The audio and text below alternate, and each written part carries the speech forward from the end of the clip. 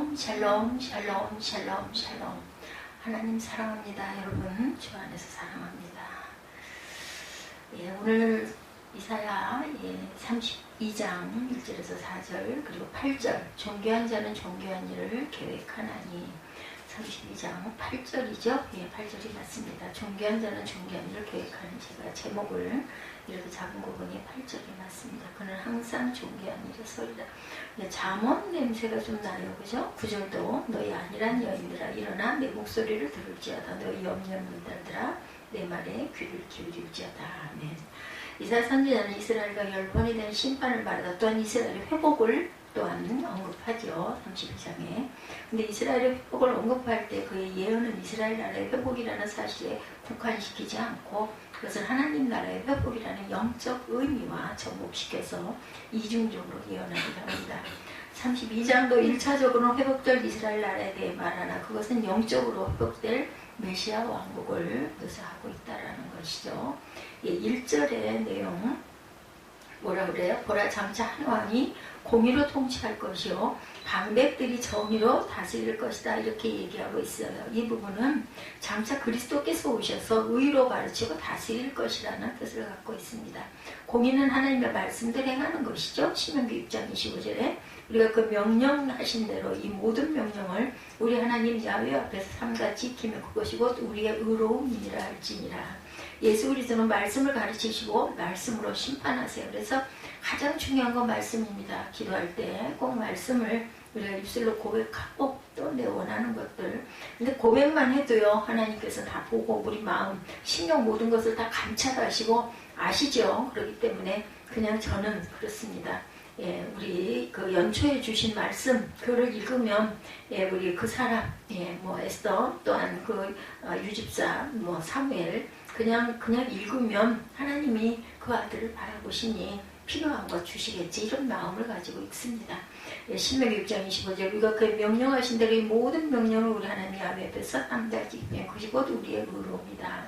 예수 그리스도는 말씀을 가르치시고 말씀으로 심판하신다라는 거죠. 요한복음 17장 8절에 나는 아버지께서 내게 주신 말씀들을 그들에게 주었사오며 그들은 이것을 받고 내가 아버지께로부터 나온 줄을 참으로 아오며 아버지께서 나를 보내신 줄도 믿었사옵나이다 이렇게 고백해요. 예수 그리스도께서 요한복음 12장 48절에도 나를 저버리고 내 말을 받지 아니하는 자는 심판할 이가 있으니 곧 내가 한 그 말이 마지막 날에 그를 심판하리라. 말씀으로 심판하신다라고 말씀하고 있습니다. 15절에 위에서부터 영을 우리에게 부어주시리니 15절에서 이렇게 말하고 있죠. 구약시대에는 왕, 선지자, 제사장과 같은 특정인에게만 성령이 임하였지만 신약시대에는 우리 모두에게 그죠? 예수 믿는 누구에게나 성령이 임하게 될 것이란 뜻입니다. 예수를 믿는 자라면 성령을 인정하죠. 사모하죠. 모셔드립니다. 그렇기 때문에 모든 자, 예수 믿는 모든 자로 표현하지만 교회만 나온다고 예수를 온전히 믿는 건 아니기 때문에 이건 잘 생각해야 합니다. 요한일서 2장 28구절 그 후에 내가 내 영을 만민에게 부어주리니 그때 내가 또 내 영을 남종과 여종에게 부어줄 것이며 요한복음 7장 39절에도 이는 그를 믿는 자들의 받을 성령을 가리켜 말씀하신 것이라. 예수께서 아직 영광을 받지 않으셨으므로 성령이 아직 그들에게 계시지 아니하시더라 이렇게 말씀하세요. 예수가 돌아가시고 나서 영이 우리 모두에게 믿는 자들에게 오죠.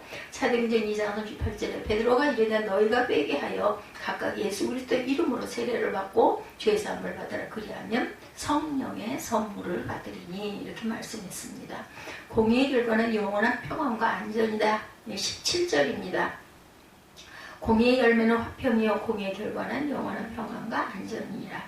그리스도는 공의로 통치하는 그런 왕이시죠. 1절에서도 고백했습니다. 본문. 그러므로 그의 다스림을 받는 자 즉 하나님의 말씀대로 행하는 삶을 사는 자의 결과는 영원한 평강과 생명이다. 아멘. 신명기 32장 46, 7절입니다. 그들에게 이르되 이 율법의 모든 말씀을 지켜 행하게 하라. 이는 너희에게 헛된 일이 아니라 너희의 생명이니 이 일로 말미암아 너희가 요단을 건너가 차지할 그 땅에서 너희의 날이 장구하리라. 로마서 6장 22절입니다. 그러나 이제는 너희가 죄로부터 해방되고 하나님께 종이 되어 거룩함에 이르는 열매를 맺었으니 그 마지막은 뭐라고요? 영생이니라. 요한복음 17장 17절입니다. 그들을 제대로 거룩하게 하옵소서. 아버지의 말씀은 진리입니다. 아멘. 악인의 통치에 대해서 1절에서 보면 공평에 의한 다스림이 있을 것이다 라고 얘기하고 있죠. 장자 하나님 공의로 통치할 것이요 방백이 정의로 다스릴 것이며 말씀하고 있습니다. 공의의 다스림. 이 세상은 불공평에 가득한 세상이에요. 힘이 센 자는 약한 자를 억압합니다. 예, 권력을 가진 자는 권력으로 권력을 가지지 못한 사람들을 압제하죠. 돈이 많은 사람들도 마찬가지입니다. 아주 어려운 세상이라고 하지만 있는 사람들은 아무런 상관이 없이 아마 잘 살아갈 것입니다. 그들은 돈의 힘으로 가난한 사람을 홀대합니다. 그들의 인격을 무차히 짓밟기도 하죠. 우리가 자존이 상할 때가 많죠. 이 세상은 다 그런 것은 아니지만 대체적으로 정의에 따라 움직이지를 않아요. 그렇지만 메시아가 오셔서 하나님의 나라를 지배할 때 공평과 의로 다스리신다라고 말씀합니다. 예, 공평과 의로 다스리신다. 공의에 통치할 것이요 방백이 정의로 다스릴 것이며 그 사람은 광풍을 피하는 곳 폭우로 가리키는 곳 같을 것이며 마른 땅에 냇물 같을 것이며 곤비한 땅에 큰 바위끈을 같으리니 보는 자의 눈이 감기지 아니할 것이요 듣는 자가 귀를 기울일 것이며 이렇게 말씀하고 있어요. 예, 공평으로 하는 구속, 시온은 정의로 구속함을 받고 그 돌아온 자들은 공의로 구속함을 받으리라. 3일 7시 반에 일어나야 되는데 시간이 걸리네. 머리를 감고 해야 되는데. 지혜자가 노임을 받습니다. 지혜자란 일반적인 관점에서 볼 때 사물의 흐름을 파악하고 순리대로 행하는 사람. 기독교의 관점에서는 하나님을 경외하고 그 뜻대로 순종하는 사람입니다. 어느 관점에서 인정되는 지혜자라 할지라도 세상은 그를 반드시 높이지는 않습니다. 그런 사람들이 먼저 자신들에게 유익을 끼치는 사람인지 아닌지 판정을 하죠. 그리고 유익된다 판단되면 그를 이용하고 그렇지 않다고 판단되면 제거하려고 합니다. 역사 속에서 지혜 있는 많은 사람들이 죽음을 당하거나 매장된 것이 그 좋은 증거죠. 그렇지만 메시아는 그런 부조리를 용납하지 않죠. 하나님을 경외하고 그에게 순종하는 자를 높이십니다. 영광을 얻은 지혜자. 잠언 3장 35절. 지혜로운 자는 영광을 기업으로 받거니와 미련한 자의 영달함은 수치가 되느니라. 지혜자가 빛나죠. 다니엘 12장 3절입니다. 지혜 있는 자는 궁창의 빛과 같이 빛날 것이요 많은 사람을 옳은 대로 돌아오게 한 자는 별과 같이 영원토록 빛나리라. 어리석은 자가 낮아지죠. 어리석은 자가 불의로 출세할 수 있다고 생각하는 자이고 하나님이 없다고 하는 자, 어리석은 자입니다. 세상에서는 이런 자들을 권력과 돈을 가지면 높임을 받습니다. 그들은 세계의 시작과 과정과 종말에 대해 아는 바가 없고 오직 눈앞의 이익밖에 모르는 무례한 일이죠. 그렇지만 사람들도 눈앞의 이익에 눈이 어두워서 그들을 높이죠. 그러나 메시아는 본질을 아시기 때문에 그들의 실체를 드러내시고 그들을 낮추십니다. 사람들로 하여금 그들의 실체를 보게 만드시는 분. 죄악으로 낮아지죠. 시편 106편 43절. 야훼께서 여러 번 그들을 건지시나 그들은 교묘하게 거역하며 자기 죄악으로 말미암아 낮아짐을 당하였도다. 시편 106편 43절입니다. 높은 눈이 낮아진다. 이사야 2장 11절. 높은 눈이 있는 자가 낮아지죠. 그날에 눈이 높은 자가 낮아지며 교만한 자가 굴복하고 야훼께서 홀로 높임을 받으시리니. 악인의 슬픔입니다. 안이란 부녀 염려 없는 딸을 봅니다. 예, 보는 자의 눈이 감기지 아니할 것이요 듣는 자가 귀를 기울일 것이며 조급한 자의 마음이 지식을 깨닫고 어눌한 자의 혀가 민첩하게 말을 분명히 할 것이다. 어리석은 자를 다시 존귀하다 부르지 아니하겠고 우둔한 자를 다시 존귀한 자라 말하지 아니하리니 이는 어리석은 자는 어리석은 것을 말하며 그 마음에 불의를 품며 간사를 행하며 패역한 말로 야훼를 거스리며 줄인 자의 속을 비게 하며 목마른 자에게 마실 것이 없어지게 하며 악한 자는 그릇에 악하여 악한 계획을 세워 거짓말로 그릇이 악하여 악한 계획을 세워 거짓말로 가련한 자를 멸하며 가련한 자가 말을 바르게 할지라도 그러함이거니와 존귀한 자는 존귀한 일을 계획하나니 그는 항상 존귀한 일에 서리라. 높은 눈이 낮아져야겠다고 하죠. 예, 악인의 슬픔입니다. 안이란 부녀 염려 없는 딸. 세상 사람들은 눈에 보이는 평범과 풍요를 추구합니다. 어리석은 자는 불의로 출세할 수 있다고 생각하는 자고 하나님이 없다고 하는 자죠. 세상에서는 이런 자들도 권력과 돈을 가지면 높임을 받습니다. 그들은 세계의 시작과 과정의 종말에 대해 아는 바가 없고 오직 눈앞의 이익밖에 모르는 무례한들이다. 그렇지만 사람들도 눈앞의 이익이 눈이 어두워 그들을 높이죠. 그러나 메시아는 본질을 아시기 때문에 그들의 실체를 드러내시고 그들을 낮추십니다. 사람들로 하여금 그들의 실체를 보게 만든다. 죄악으로부터 낮아지죠. 예, 그리고 높은 눈을 가진 자가 낮아집니다. 그날에 눈이 높은 자가 낮아지며 교만한 자가 굴복하고 야훼게 홀로 높임을 받는다. 예, 악인의 슬픔입니다. 예, 안일한 부녀 염려 없는 딸, 예, 제가 읽었습니다. 세상 사람들 눈에 보이는 평강과 풍요를 추구하죠. 그것이 그들에게 평강과 안위를 줄 것이라고 착각합니다. 그리고 그것을 손에 쥐는 날 그들은 어리석은 부자와 같이 모든 것을 손에 넣었다고 생각하고 그 속에 안주하려고 한다. 심판이 눈앞에 있음에도 이제 더 이상 염려할 필요가 없다고 스스로에게 말합니다. 누가복음 12장 13절에서 21절에 증가합니다.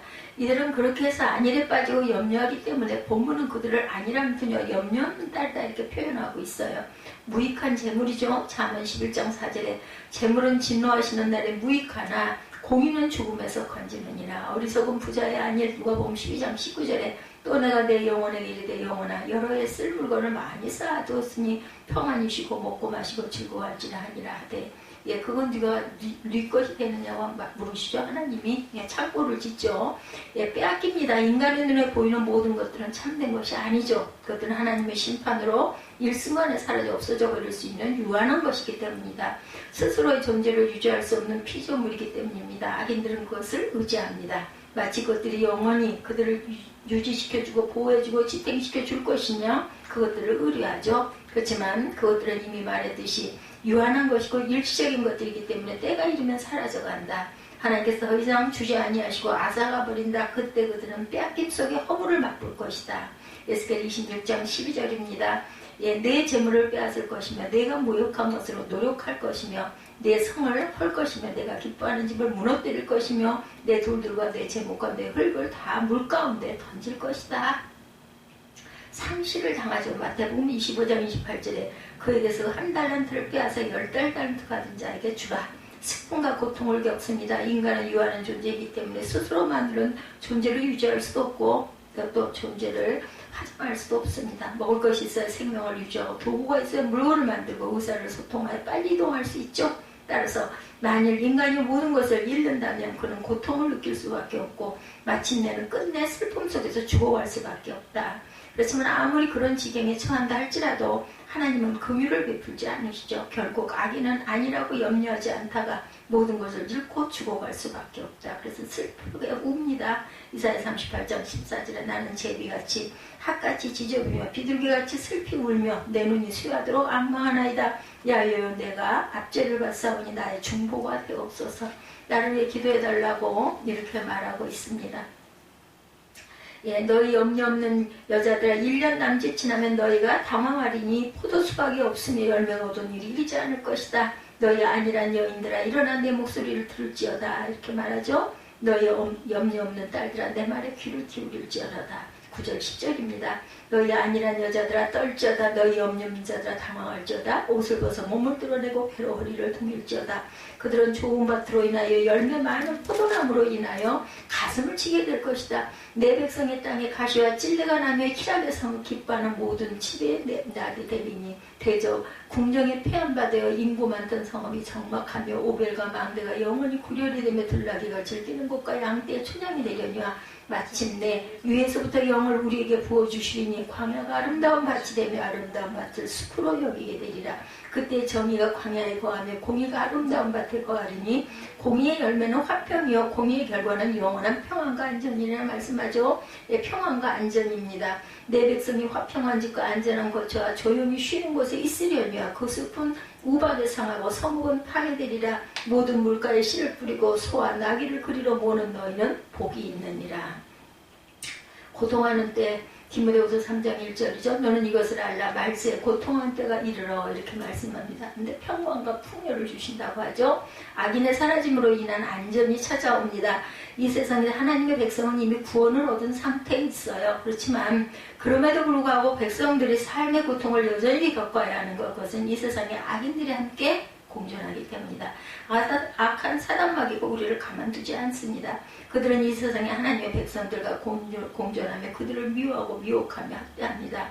그렇지만 그들이 하나님의 심판으로 사라지는 날 백성들은 완전히 해방되는 삶을 누리게 된다. 더 이상의 미혹과 미혹이 없어지기 때문이다. 사망이 없어요. 계시록 21장 4절에 모든 눈물을 그 눈에서 닦아주시니 다시는 사망이 없고 애통하는 것이나 곡하는 것이나 아픈 것이 다시 있지 아니하리니 처음 것들이 다 지나갔음이로다. 밤이 없어요. 계시록 22장 5절에 다시 밤이 없겠고 등불과 햇빛이 쓸데없으니 이는 주 하나님이 그들에게 비치심이라 그들이 세세토록 왕노릇 하리로다. 오늘 마지막 절이 그렇죠. 모든 물갈시를 뿌리고 소나기를 그려 모는 너희는 복이 있느니라. 사망이 없다. 계시록 21장 4절에 모든 눈물을 그 눈에서 닦아주시니 다시는 사망이 없고 애통하는 것이나 곡하는 것이나 아픈 것이 있지 아니하리니 처음 것들은 다 지나갔습니다. 밤이 없어요. 계시록 22장 5절에 다시 밤이 없겠고 등불과 햇빛이 쓸데없으니 이는 주 하나님이 그들에게 비치심이라 그들이 세세토록 왕노릇하리로다. 사랑으로 인한 평강이 임합니다. 모든 악과 악인이 사라지고 난 뒤에 남는 것은 사랑이죠. 모두가 다 서로를 염려하고 서로를 격려하고 칭찬합니다. 아무도 다른 일을 헤아려 하지 아니하고 오직 자신들을 헌신하죠. 그 속에서 느낄 수 있는 것은 사랑으로 인한 평강과 안위뿐이니라. 참으로 사랑보다 더 큰 위안과 평안은 없습니다. 그 사랑이 메시아 왕국에 넘치기 때문에 그곳에는 평강이 넘친다. 히브리서 7장 2절입니다. 아브라함이 모든 것의 10분의 1을 그에게 나누어 주리니 그 이름을 해석하면 먼저는 의의 왕이요 그 다음은 샬렘 왕이니 곧 평강의 왕이다. 히브리서 7장 2절입니다. 아버지도 없고 어머니도 없고 족보도 없고 시작한 날도 없고 생명의 끝도 없어 하나님의 아들과 닮으며 항상 제사장으로 있느니라. 동거하죠. 계시록 21장 3절에 내가 들으니 보좌에 큰 음성이 나서 이르되 보라 하나님의 장막이 사람들과 함께 있으며 하나님이 그들과 함께 계시니 그들은 하나님의 백성이 되고 하나님은 친히 그들과 함께 계신다. 축복으로 인한 풍요가 넘칩니다. 메시아 왕국은 인간의 노동에 의한 필요 물품의 공급이 없어요. 그죠? 마치 범죄와 이전 시대에 아담이 노동하지 아니하고 모든 필요한 것들을 하나님으로부터 공급받았듯이 메시아 시대에도 하나님의 백성들은 모든 필요한 것들을 하나님으로부터 공급을 받습니다. 그러므로 그곳에는 불안정한 것이 없고 부족한 것도 없다. 오직 넘침과 완전함이 있을 뿐이죠. 넘침과 완전함이 가져다주는 것은 풍요로 인한 만족감과 축복이라는 거죠. 하나님의 백성들은 만족과 복 속에 도취되어 살 것이다. 풍요해집니다. 에스겔 47장 12절에 강좌옥가에는 각종 목을 과실나무가 자라서 그 잎이 시들지 아니하며 열매가 끊이지 아니하고 달마다 새 열매를 맺으니 그 물이 성소를 통하여 나옵니다. 그 열매는 먹을만하고 그 잎사귀는 약질욕 되리라. 풍성해집니다. 에베소서 2장 7절에 이는 그리스도 예수 안에서 우리에게 자비 하심으로 은혜의 지극히 풍성함을 오는 여러 세대에 나타내려 하심이라 말씀합니다. 예수 그리스도께서 지배하시는 나라는 결코 굽어짐이 없다. 결론입니다. 어둠도 없고 모든 것은 하나님의 의의 기준에 공평하게 처리되고 하나님을 경외하는 자는 들림을 입고 그에게 순종하는 자는 높임을 받습니다. 남을 사랑하는 이들은 큰 상급을 받죠. 그렇지 못한 자들은 가진 것도 빼앗기고 멸망에 이르게 될 것이다. 우리는 어때요? 모든 상급을 모든 것을 순종하는 높임을 받게 돼야 되겠죠. 남을 사랑하는 이들은 상급을 이렇게 받습니다. 그래서 우리는 그런 그 상급을 받고 그 나라의 평강과 풍요를 소유하는 저와 여러분들이 되셔야 되겠죠. 존귀한 자는 존귀한 일을 계획한다. 오늘 32장 1절에서 4절 8절이죠. 보라장차 한 왕이 공의로 통치할 것이요 방백들이 정의로 다스릴 것이며 또 그 사람은 광풍을 피하는 곳 폭우를 기리는 곳 같을 것이며 마른 땅에 냇물 같을 것이며 곤배한 땅에 큰 바위 그늘 같으리니 보는 자의 눈이 감기지 아니할 것이요 듣는 자가 귀를 기울일 것이며 조급한 자의 마음이 지식을 깨닫고 어느런 자의 혀가 민첩하여 말을 분명히 할 것이라. 8절입니다. 존귀한 자는 존귀한 일을 계획하는 그는 항상 존귀한 일에 서리라. 아멘. 존귀한 일을 계획하여서 항상 존귀한 일에 서는 저와 여러분이 되셔야 되겠죠. 이와 같은 제목, 존귀한 자는 존귀한 일을 계획하리니, 존귀한 자는 존귀한 일을 계획하리니, 존귀한 자는 존귀한 일을 계획하리니. 예수를 믿는 그 순간 우리에게 놀라운 일이 일어나죠. 우리의 신분이 바뀌는 거죠. 마귀의 노예로 살던 우리가 존귀한 하나님의 자녀로 바뀌어진다.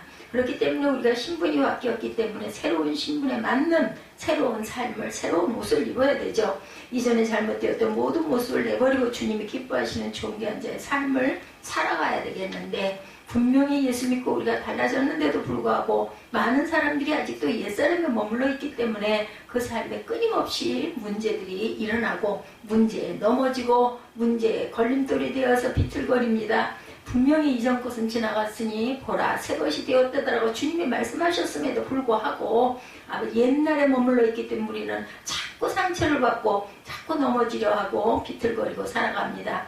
주님 안에 새롭게 변화된 축복받는 존귀한 하나님의 자녀란 것을 우리가 절대로 잊지 말아야 되겠다. 존귀한 하나님의 자녀가 된 우리를 의의 왕인 예수 그리스도께서 오셔서 다스리는 거죠. 의의 왕 대신 예수 그리스도. 첫째로 예수님은 우리의 의의 왕이 되셔요. 이사야 32장 1절 말씀입니다. 보라 장차 한 왕이 공의로 통치할 것이요 방백들이 정의로 다스릴 것이며, 예수를 믿고 난 다음에 예수님의 나에게 의의 왕으로 오셔서 내 삶 가운데 모든 죄악을 몰아내시고 내 삶에 주님의 의가 임하게 만들어주시는 것이다. 우리는 변화된 존재가 되었기 때문에 더 이상 어둠에 거하는 삶을 살면 안 되죠. 우리가 이것을 깨달는 그 순간부터 철저하게 우리의 모습 속에서 어두운 그림자를 다 몰아내고 의의 왕 되신 예수님이 나를 다스려서 내 마음에 주님의 평화와 주님의 사랑과 주님의 은혜가 넘쳐나는 삶을 살아야 되죠. 승리하는 삶을 살아야 합니다. 이사야 선지자가 이 예언을 했던 시기는 아하스 왕이 유다를 다스렸던 시기예요. 아하스 왕은 아주 악한 왕이었죠. 하나님을 떠나서 우상 숭배에 앞장섭니다. 바알 신상을 만들고 자식을 제물로 몰로 이런 악한 일을 행한 왕이었죠. 그래서 하나님께서 그를 심판하셔서 북왕국 이스라엘이 쳐들어와서 그들과 싸울 때 하루 동안에 15만 명이나 죽고 전쟁의 폐하에서 20만 명이 포로로 끌려가는 아주 큰 고난을 겪게 했던 그런 시대. 그럼에도 불구하고 그는 하나님께 엎드려 회개하지 않냐고 이웃 강대국인 아수르에게 도움을 요청하죠. 아하스 왕. 그런데 아수르가 유다를 도와주기는커녕 오히려 유다를 더 위협합니다. 그래서 남왕국 유다는 완전히 고립되고 깊은 어려움에 처하게 되죠. 그때 이사야가 한 왕이 나타나 공의로 나라를 다스릴 것이다 하고 이렇게 예언을 하죠.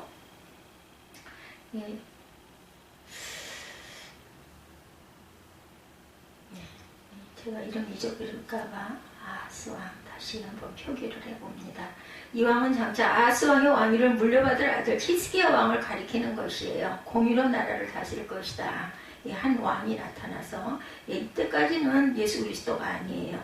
장차 아하스 왕의 왕위를 물려받을 아들 히스기야, 그 성정을 베풀었던 왕이죠. 히스기야. 동시에 장차 올 메시아를 상징하기도 합니다.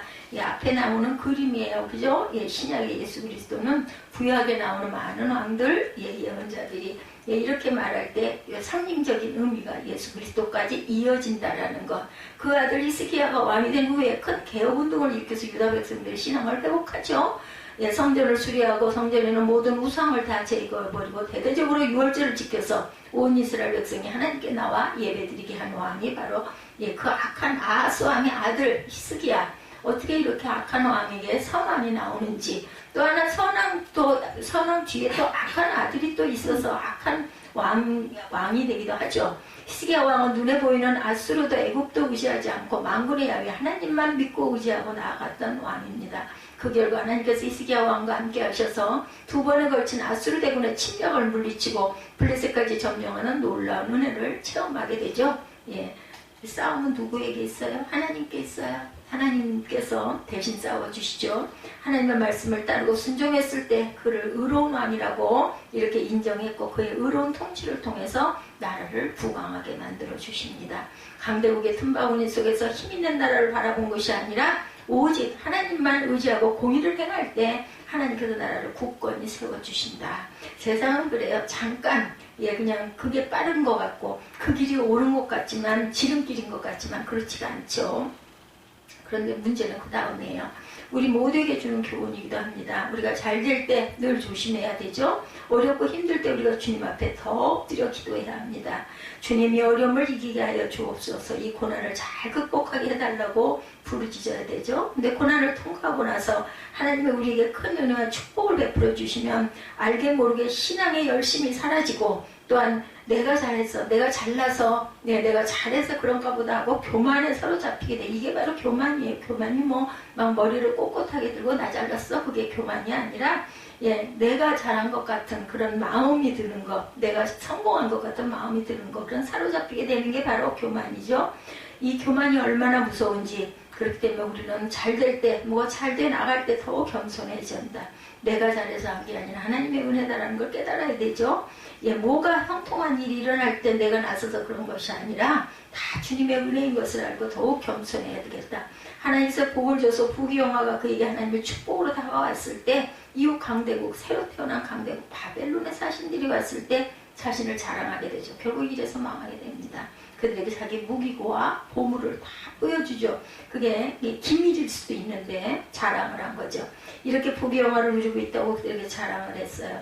그러나 오히려 이 바벨론 사신들이 돌아가서 저 나라에 우리가 뺏어올 곳이 많다, 이렇게 보고를 하게 되죠.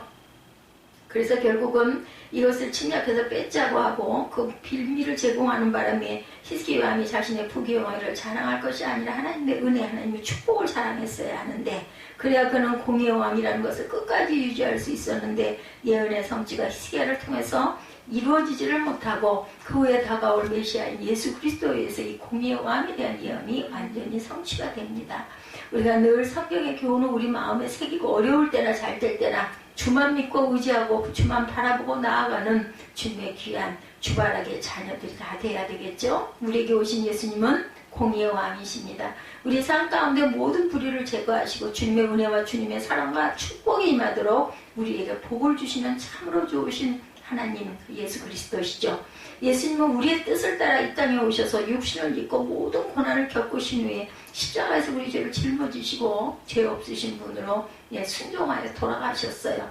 십자가에서 우리의 죄와 가난과 저주를 못 박으셨어요. 그리고 다시 부활하셨어요. 모든 이름 위에 뛰어난 이름을 가지시고 모든 만물이 그 앞에 무릎을 꿇는 그런 하나님의 아들로 사명을 감당하시죠. 빌립보서 2장 9절 10절입니다. 이름으로 하나님이 그를 지극히 높여 모든 이름 위에 뛰어난 이름을 주사 하늘에 있는 자들과 땅에 있는 자들과 땅 아래에 있는 자들로 모든 무릎을 예수의 이름에 꿇게 하시고, 제가 드리는 말씀이 아니라 성경이 말씀하시는 증거입니다. 하나님의 뜻에 순종하는 것이 하나님의 공이죠. 그래서 하나님의 뜻에 순종하는 자에게 하나님의 은혜가 임하고, 하나님의 뜻에 순종하지 않고 불의를 행하는 자는 하나님은 심판하신다. 시편 72편 2절입니다.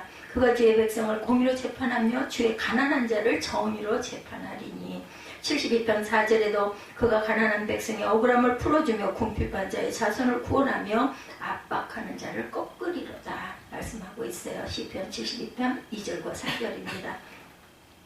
주님께서 불의를 행한 자를 꺾어버리실 것이다. 누가 여러분을 괴롭히고 힘들게 할 때 주님께 맡기시기 바랍니다. 순간 정말 너무나 막 우라가 치밀죠. 그래도 하나님이 하시옵소서 하고, 하나님이 하셔야 돼요. 판단은, 그죠? 모든 판단은 하나님이 하시는 거니까. 불의를 행하는 자를 주님이 꺾으시는 것, 공의의 주님이 우리와 함께 하시고 계시기 때문에 내가 지금 잠깐 어려움을 당하고 억울한 일을 당하는 것 같지만 반드시 주님에 대한 모든 것이 바르게 되고 악한 자는 심판을 받고 우리 하나님의 은혜가 임하게 될 것이다. 또한 나를 지켜주신 하나님 감사합니다 해야 되겠죠. 우리 하나님을 전적으로 믿고 의지할 때 주님이 우리를 지키시고 보호하시고 우리를 존귀한 자로 높여주신다라는 것. 세상에 불의가 가득해서 억울한 일 당하는 사람도 많고 상처 입는 사람도 많습니다. 우리가 그들에게 공의의 왕 대신 예수를 전해야 되죠. 아까 창세기 50장에 요셉의 형들이 이제 드디어 이스라엘 야곱이 이제 돌아가고 나니까, 아이고 아버지 돌아가시고 나면 우리에게 보복을 반드시 할 거야. 아버지 때문에 참고 있었을 거야. 이런 생각을 하고 가 쫓아가가지고 요셉에게 말하죠. 아버지가 돌아가시기 전에 이런 말씀을 하셨다고. 형들이 잘못했더라도 용서해줘라 이렇게 얘기를 하셨으니, 동생이여 용서해라. 그리고 나는 우리는 너희의 종이다. 그리고 엎드려서 무릎을 꿇는 걸 보고 요셉이 마음이 너무 아파요. 눈물을 흘렸다고 나와있어 50장에 보면. 그러면서 내가 하나님이니까 이렇게 얘기합니다. 판단은 하나님이 하시는 거죠. 그러면서 너무 불쌍히 여기는 거예요. 요셉의 이런 마음도 하나님이 주신 마음입니다. 공의의 왕 되신 예수께서 우리를 모든 죄와 저주와 절망에서 건져주시고 주님의 평안함으로 우리에게 넘치게 채워주시겠죠. 보호자 되신 주님입니다. 공의의 왕 되신 주님, 그리고 보호자 되신 주님. 나아가서 공의의 왕 되신 주님은 우리의 보호자가 되신다. 우리를 보호하시고 인도하시는 참으로 좋으신 주님. 이사야 32장 2절에서 말씀하고 있습니다. 또 그 사람은 광풍을 피하는 곳, 폭우를 가리는 곳 같을 것이며 마른 땅에 냇물 같을 것이며 공배한 땅에 큰 바위 그늘 같으리니. 이사야 32장 2절 말씀이죠. 예수님만이 진정한 우리의 보호자가 되신다. 때때로 인생의 폭풍우가 몰아칠 때가 있어요. 한 치 앞도 내다볼 수 없을 정도로 그러한 고난이 우리 앞에 몰아닥쳐서 우리가 아무것도 할 수 없이 두 손을 놓고 그저 깊은 절망의 자리에 주저앉을 때가 다가오기도 합니다. 여러분, 이 세상에 문제 없는 사람은 아무도 없어요. 그죠? 모두가 다 문제를 안고 있습니다. 겉으로는 웃고 아무 일 없는 것 같이 지내도 나만 이렇게 문제가 많은 것 같지만 그 사람도 가까이 얘기하다 보면 아이고 이 사람도 이런 부분에 문제가 있네, 다 그렇게 알게 돼요. 오직 예수님만이 우리의 모든 절망에서 우리를 건져주시고 자유롭게 해주시는 그런 분이라는 것. 그렇기 때문에 우리의 피난처에 대해서는 예수께 우리가 늘 나가야 되죠. 주님 앞에 주여 나를 도와주옵소서 이렇게 우리가 기도하고 묵상하고 또한 부르짖어 또 기도할 때도 있어야 합니다. 또한 찬양해야 합니다. 바람과 풍랑을 잠잠케 하신 예수께서 우리에게 말씀하세요. 문제의 풍랑아 잠잠하라. 질병의 풍랑아 잠잠하라. 아멘. 마음의 염려, 근심, 걱정의 풍랑아 잠잠하라. 사망의 권세를 이기고 죄와 절망과 가난과 저주를 깨뜨리시고 부활하신 주님 앞에 우리가 나아갈 때 위대한 하나님의 은혜가 축복이 우리에게 임하게 될 것입니다. 뭐 이런 얘기하면 뭐 잘못 알고 있네, 뭐 신학하신다라는 분들이 이런 얘기를 해요. 뭐 그러려고 예수를 믿냐? 물론 아니죠. 그렇지만 아니 우리가 아플 때 누구에게 가서 엄마 나 아파하잖아요. 그럼 아프면 엄마 아파한다고 해서 엄마가 뭐 고쳐줄 수는 없지만 가서 위로를 받으면 우리는 영이 그 사랑을 받다 보면은 그거 아픈 거 이기는 힘이 생겨요. 저항력이 생기고 이걸 위해서 기도하고 하나님 고쳐주옵소서, 하나님 나 좀 도와주세요. 왜 이게 잘못된 것입니까? 저는 그렇게 생각하지 않습니다.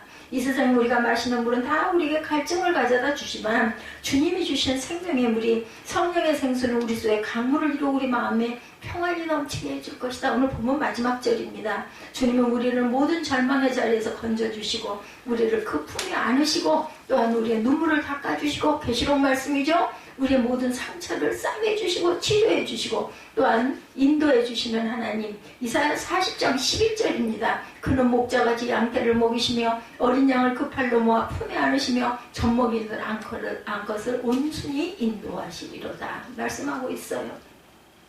예수님이 이렇게 우리를 돌보고 계시죠. 목자가 양을 돌보는 것처럼 늘 우리의 일거수일투족을 지켜보고 계시고 필요한 것이 무엇인지 우리가 어떤 어려움을 당하고 있는지를 다 바라보고 알고 계세요.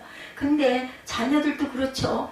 자녀가 엄마한테 나 여기 아파 하고 쫓아가서 이 말을 갖다 들이대야 그러니? 이렇게 쳐다보게 돼요. 그게 뭐예요? 우리 기도예요. 찬양이에요. 간구예요. 이렇게 나 아파요. 다 알고 계시지만 나 아파요. 소리를 낼 줄 알아야 한다는 거. 이사야 46장 3, 4절에 야곱의 집이여 이스라엘의 집에 남은 모든 자여 내게 들을지어다. 배에서 태어남으로부터 내게 안겼고 태에서 남으로부터 내게 업힌 너희가 노년을 이기까지 내가 그리하겠고 백발이 되기까지 내가 너희를 품을 것이라. 내가 지었은즉 내가 업을 것이요 내가 품고 구하여 내리라 말씀하세요. 그런데 이렇게 늘 어린아이가 태어나서 스스로 걷지 못하기 때문에 부모의 돌봄이 없이는 자랄 수가 없어요. 늘 부모의 품에 안겨 있던지 업고 다니는 거죠. 근데 나이가 많으면 어린애가 된다고 나이가 90이 넘고 100세에 가까워지면 어린애처럼 또 마음 놓고 편하게 걷지를 못합니다. 휠체어를 타야 하고 누군가의 도움을 받아야 할 때가 반드시 오죠. 그래서 뭐라 그래요? 처음에는 4발로 기다가 나중에는 2발로 서서 걷다가 나중에는 또 3발로 걷는다. 이런 그런 그 속담 같은 이야기도 있지 않습니까? 그때 우리는 연약한 자의 지팡이도 되어줄 줄 알아야 된다라는 거예요. 주님의 품 안에 늘 끝까지 믿고 의지하고 나아가는 저와 여러분이 돼야 되겠죠. 어떻게 이스라엘 백성이 430년 동안 종살이를 하다가 구원을 받았어요? 노예로 살던 그들이 어떻게 최대의 강도국인 애굽에서 벗어날 수가 있었겠는가? 하나님께서 능력의 손으로 그들을 붙들어 주시고 구원해 주셨기 때문이에요. 출애굽기 19장 4절에 내가 애굽 사람에게 어떻게 행하였은가, 내가 어떻게 독수리 날개로 너희를 업어 내게로 인도하였음을 너희가 보았느니라, 이렇게 말씀합니다. 그들이 애굽을 빠져나왔을 때 앞에 홍해가 가로막혀 있었죠. 뒤에는 바로의 군세가 쫓아옵니다. 뭐 어려운 거 기억하지 맙시다. 쉽게 아는 거, 이해하는 거 보고 그대로 보여주신 거예요. 하나님들이 여러 가지 증거와 예를 보여주시는데 어렵고 생각 안 나는 거 끙끙 머리 쌀 뺄 필요가 없습니다. 이런 아주 간단하고 너무 잘 아는 부분, 완전히 멸망받을 수밖에 없었던 하나님께서 그때 홍해를 가르시죠. 누구를 통해서? 모세를 통해서 마치 독수리 새끼를 얻고 날아가는 것처럼 절망의 바다를 날아 건너게 하시고 뒤에 따라오는 바로의 군대가 물이 합쳐져서 완전히 멸망하게 만드는, 아주 딱 보여주시죠. 상상하지도 못한 기적의 방법으로 우리의 은혜의 길로 축복의 길로 인도해 주시는 하나님의 사랑입니다. 그래서 다윗이 18편 2절에 우리가 다윗의 고백을 함께합니다. 야훼는 나의 반석이시오, 나의 요새시오, 구원자가 되시며 보호자가 되시고 승자가 되시고 우리의 인도자가 되신다라는 것, 구원의 뿌리요 나의 산성이시로다. 그러므로 주님 믿고 의지하고 나아가면 염려할 게 없어요. 아주 절망스럽고 아주 그냥 도저히 방법이 없는 것 같지만 우리가 기도하고 가다 보면 항상 지나갑니다. 끝은 옵니다. 그리고 아멘 감사합니다. 나중에 지나놓고 돌아보면 내 돌아온 발자취 위에 주님께서 걸으셨구나, 주님께서 나를 붙들고 여기까지 인도해 주셨구나. 저는 요즘에 너무 그런 은혜가 너무 감사해요. 뭐 하나도 좋아진 건 아무것도 없어 보이지만 마음에 그 사랑과 위로와 평강을 주시는 게 어딥니까? 요즘에 잠을 잘 잔다니까요. 일어나야지 하고 시간이 너무 일러서 새벽 2시 3시니까 그러다 보면 깜빡하다 보면 그냥 깜빡 자고 또 깼다가 또 깜빡하면 깜빡 자고 이래서 문제가 있습니다. 정신을 차려야 되겠죠. 한평생 저 여러분과 동행하시고 여러분을 존귀한 자로 세워주신 예수 그리스도, 세 번째 존귀한 자로 세우시는 주님, 주님께서 우리에게 존귀함으로 또한 공의로 정의로 또한 위로하심으로 보호자가 되신 주님으로, 공의의 주님으로 또한 세 번째 존귀한 자로 세우시는 주님입니다. 존귀한 자로 세우시는 주님에 대해서 함께 봅니다. 이사야 32장 8절에 존귀한 자는 존귀한 일을 계획하나니, 오늘 본문이죠. 그는 항상 존귀한 일에 서리라. 아멘. 예수께서 오늘 제목이기도 합니다. 우리를 존귀한 자로 세우셨어요. 보통 사람이 아니라 주님 안에서 우리는 존귀한 자다. 주님은 우리 안에서 존귀한 자입니다. 존귀한 일을 하라고 존귀한 자를 세우셨어요.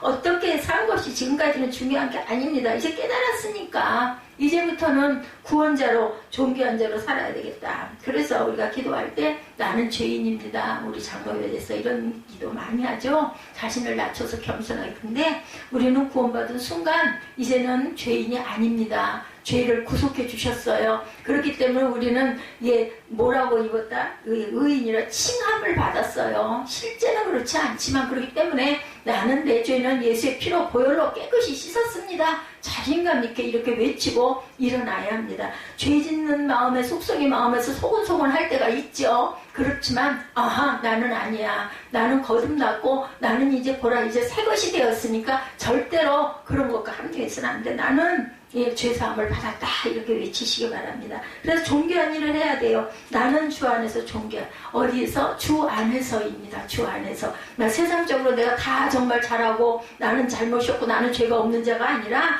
주 안에서 존귀한 자다. 예수를 믿기 전에는 내 마음대로 살았어요. 내 뜻과 내 고집대로 살았고 죄짓고 불행하고 방탕한 삶을 살았습니다. 그런데 예수 믿고 나서 존귀한 자가 되었고 아직도 그것을 깨닫지 못하고 옛 모습으로 사는 사람들이 있는데 안타깝죠. 그들을 위해서 기도해 줘야 합니다. 우리 눈에는 보여요. 그러면 또한 타인의 눈에 또 내가 보이겠죠. 아유 저 사람은 다른 건 좋은데 이런 건 또 이래. 그렇다면 그런 얘기를 들었을 때 기분 나빠할 게 아니라 맞아. 생각해 볼 줄 알아야 되죠. 벌컥 화를 내는 게 아니라 항상 보면은 우리 몸에 아주 좋은 양약은 입에 써요. 그렇더라도 한 번 정도 생각을 해보고 그래 내가 그런 부분이 있기는 있지. 그랬을 때 우리는 회개하고 고치면 됩니다. 안 그러겠습니다.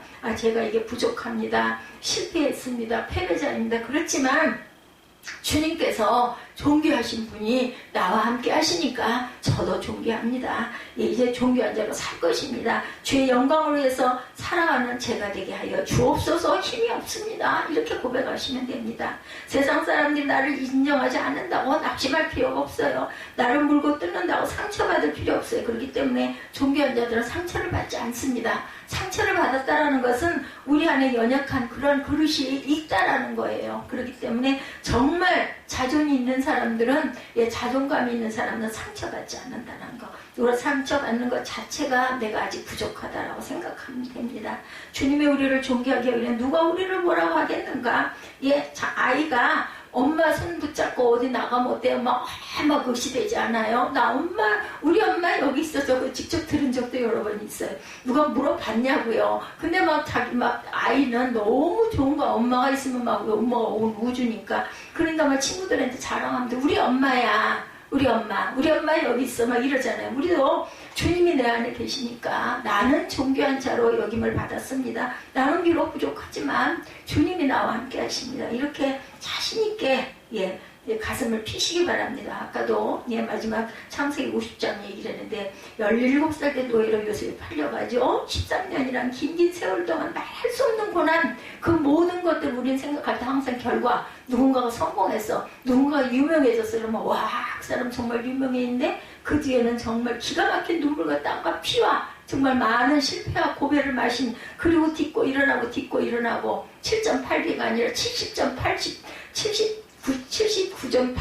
승 이런 식으로 그 에디슨 알죠? 2만 번이나 실패했대요. 그래서 기자가 이렇게 해서 와서 인터뷰를 하니까 나는 실패한 적이 없습니다. 나는 2만 번의 실험을 했고 2만 한 번째 이게 이루어진 겁니다. 이렇게 얘기를 했다고 합니다. 과정이 있다라는 거죠. 노예로 팔려갔다 죄인이 되어서 감옥에 죄수로 또한 갇혀기고 꿈을 잃지 않았어요. 꿈까지 해몽해 줬는데 그만 술 맡은 장관이 잊어버리고 2년이라는 세월이 흐르죠.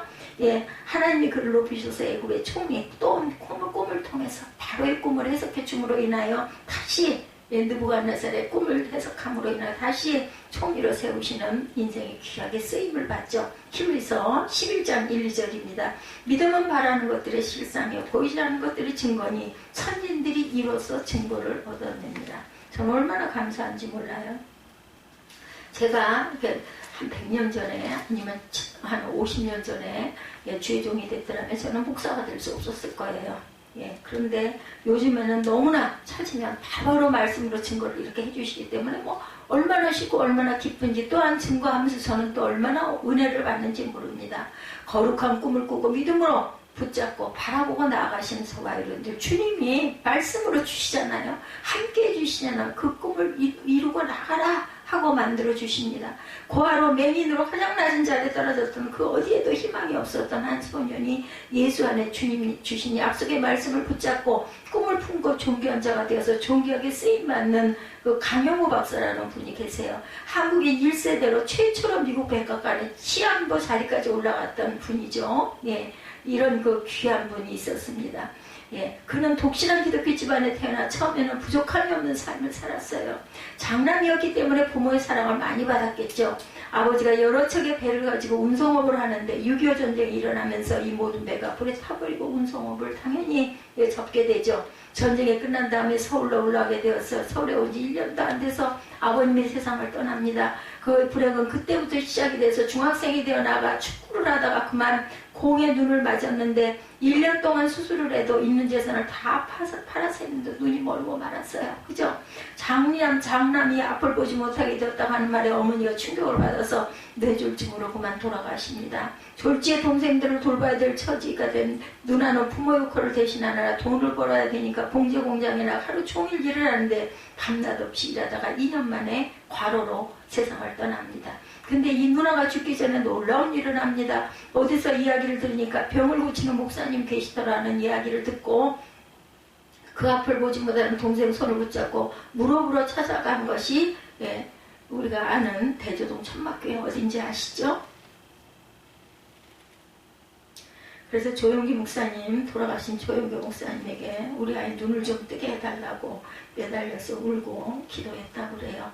네, 목사님이 그때 그 강영욱 박사를 봤던 때를 회상합니다. 나도 거지 목사인데 너는 네, 왕거지구나. 그럼 네, 떼국물이 찌든 옷을 밤낮 입고 벌벌 떨면서 예, 앞을 보지 못하는 애가 찾아왔는데 누나가 우리의 눈 좀 뜨게 해달라고 기도하고 또 기도했다고 합니다. 근데 강영국 소년이 영의 눈이 뜨인 거예요. 그때 안수를 받으므로 몇 번이나 하나님 앞에 부르짖었다 그래. 내게 이런 일이 있을 수가 있습니까? 왜 하필이면 납니까? 그런데 어느 날 하나님께서 말씀을 주시더라 합니다. 요한복음 9장 3절과 고린도후서 12장 9절 말씀을 주셨어요. 요한복음 9장은 태어날 때부터 앞을 보지 못한 맹인에게 그것이 누구의 죄냐고 물었을 때 예수님이 대답하시죠. 예, 이 사람이 그 부모의 죄로 인한 것이 아니라 그에게서 하나님이 하시는 일을 나타내고자 함이라 말씀하세요. 사도 바울에게 주신 말씀입니다. 나에게 이르시기를 내 은혜가 내게 족하다. 이는 내 능력이 약한 데서 온전하여 지니라. 고린도후서 12장 9절이죠. 네. 요한복음 말씀과 고린도후서 12장 9절, 네, 9장 3절. 왜 나니까죠? 네, 바울 사도에게는 나에게 이르기를 내 은혜가 내게 족하다. 이는 내 능력이 약한 데서 온전해지니라. 그러므로 도리어 크게 기뻐함으로 나의 여러 약한 것들에 대해 자랑하리니 이는 그리스도의 능력이 내게 머물게 하려 함이라. 성경학자들은 바울이 눈이 아주 나빴다고 그러죠. 실제로 성경을 보면 눈이 워낙 나빠서 편지 쓰되 누가 대신 그 대피를 해줬다고 합니다. 눈이 그렇게 안 좋았대요. 눈 때문에 기도했는지 뭐 때문에 기도했는지 3번이나 하나님 앞에 고쳐달라고 기도하죠. 간질이었다고도 하죠. 그래서 늘 누가가 따라다녔다고 그러죠. 의사가 본인은 죽은 사람을 살리고 모든 병을 고치는데 자신의 병은 못 고칩니다. 주님 말씀하시기를 내가 약한 모습이 있어야 내가 더 강하게 너에게 역사한다. 예, 저도 이거 기도한 적이 있습니다. 그래서 약할 때 강함 주시는 주님을 저도 배웠어요. 그래서 하나님의 은혜로 알고 늘 바울은 약한 모습으로 주님만 의지하고 위대한 역사를 일으킵니다.